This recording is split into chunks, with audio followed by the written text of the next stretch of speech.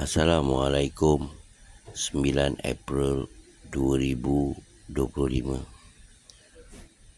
Anda boleh lihat di atas bagaimana reaction raut wajah Netanyahu ketika Trump berkata yang hari Sabtu ini akan ada perbincangan direct dengan Iran, dan raut wajahnya berubah macam tak keruan. Kerana apa? Tujuan dia ke US adalah untuk memberitahu Trump inilah masanya untuk kita berperang dengan Iran. Dan apabila Netanyahu sampai ke US hanya beberapa minit saja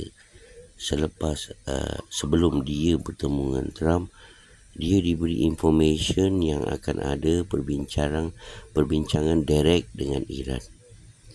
Sebab itulah dia ketika Trump umumkan akan ada perbincangan direct dengan Iran, dan raut wajahnya berubah sama sekali. Ini bermakna Netanyahu dan US tidak ada kabel yang memberitahu Israel dan US apa plan mereka di masa hadapan. Keputusan adalah di tangan US.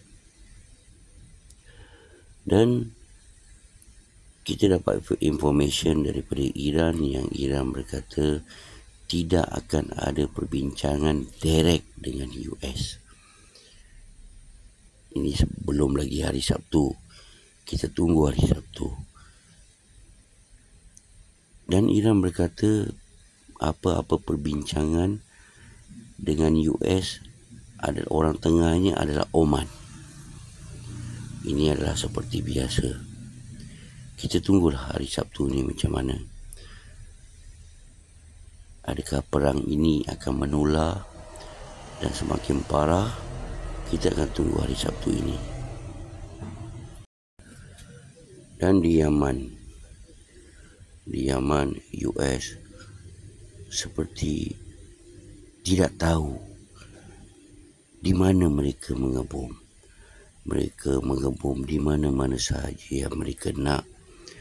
Tapi walau hal, Yaman tetap menyerang Israel dengan misail dan drone. Ini masalah dia. Kerana US susah nak mendapat information daripada Yaman. Yaman ni bukan seperti negara lain yang menggunakan iPhone untuk berhubung antara satu sama lain. Tidak. Mereka lebih suka menggunakan selular yang lama yang susah dikesan oleh US. Walau bagaimana mereka terror pun, mereka susah nak mengesan apa yang Yaman nak lakukan dan plan. Malah Netanyahu, anda tahu plan Erdogan nak membuka satu lapangan terbang yang terbesar di Syria. Dan beberapa jam sebelum first konvoi askar Turki nak ke lapangan terbang ini, Israel mengebom lapangan terbang ini. Kerana apa? Israel nak menunjukkan rasa tidak bersetuju kenapa Erdogan perlu membuka lapangan terbang tentera terbesar di Syria. Kerana mereka tahu, Israel tahu, kalau Erdogan membuka lapangan terbang ini, maknanya peluru berpandu, jet pejuang Israel tidak akan dapat lepas daripada lapangan terbang ini. pertahanan udara lapangan terbang ini. Sebab tu Israel menunjukkan protes mereka dengan mengebom sebelum konvoi pertama askar Turki berada di lapangan terbang T4 ini. Dan juga Netanyahu juga meluahkan dengan Trump apa yang Turki lakukan di Syria, dan tak bersetujulah dengan apa yang Turki lakukan. Dan Trump komen hubungan baik dia dengan Turki, dengan Erdogan, dan Trump percaya kepada Erdogan apa yang Erdogan lakukan. Dan Trump berkata dekat 2000 tahun, dia kata yang Syria bukan senang nak didapatkan lah. Erdogan buat dengan senang saja. Jadi hubungan baik Trump dengan Erdogan tak boleh dipertikai. Ini menyedihkan Netanyahu. Dan sekarang ni apa yang terjadi di Israel sekarang makin parah. Kerana Chief of Staff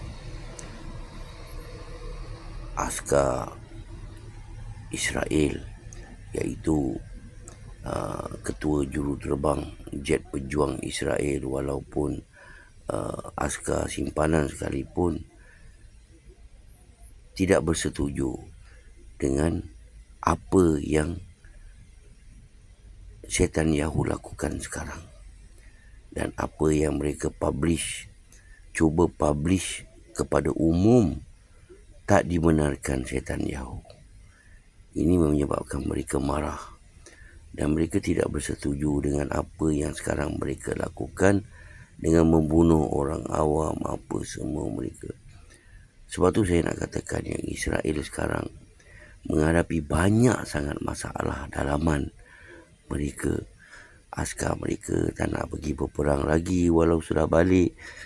Bukan itu saja, dengan juruterbang mereka sekalipun cuba memberontak dengan apa yang Netanyahu lakukan. Apa-apa pun, tone Trump lemah, tapi perang tarif terhadap dunia kuat. Kita tunggulah apa yang akan terjadi 1-2 bulan ini. Kerana apa? Kerana dunia pun tak dapat terima apa yang Trump lakukan sekarang. Free trade dunia sudah terhenti untuk semua. Kita doakan yang terbaik, dan kita doakan supaya Iran, jikalah mereka bertemu Trump hari Sabtu ini, satu je yang mereka minta, iaitu perang di Middle East berhenti serta merta. Kalau ada yang saudara mereka yang berada di Iran, cubalah beritahu mereka yang rakyat Malaysia nak Iran menyuarakan hasrat negara-negara Islam agar Middle East berhenti berperang untuk selama-lamanya. Tolonglah saya merayu jika ada sesiapa yang bersaudara orang Iran. Assalamualaikum. Hurrah everybody.